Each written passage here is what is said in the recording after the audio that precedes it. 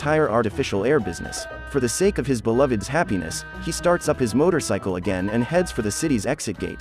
Leaving Thneedville, he returns to the old man's dark house. Once Lur is surprised to see that Ted has returned, as he thought the boy wouldn't show up again.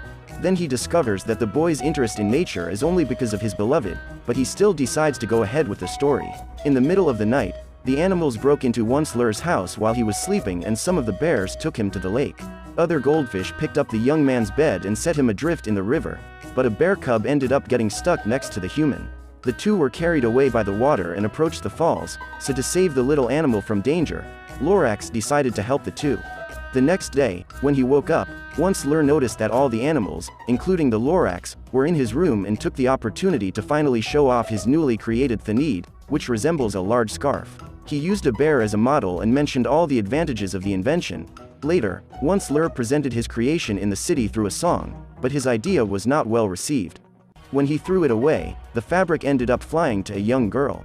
Accidentally, the beautiful woman used it as a hat and all the townspeople began to love the new fashion. Disappointed, once Lur decided to return to the forest with the idea of living there, but a crowd of humans in love with his product followed him.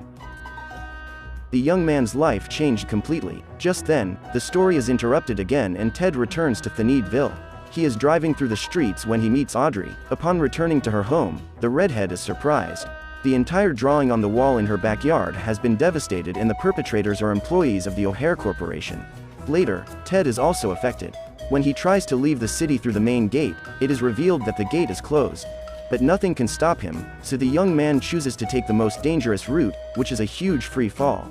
The teenager approaches once Lur's house to hear more about the disappearance of the trees, then the old man tells the story again.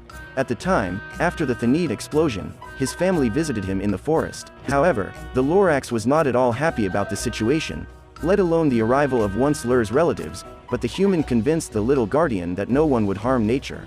The whole problem started when the young man's relatives manipulated him into increasing his production, but in order to do so, he had to cut down more and more trees. All the creatures were terrified of the man, who broke his promise and went on to invade and devastate the nature of that paradise.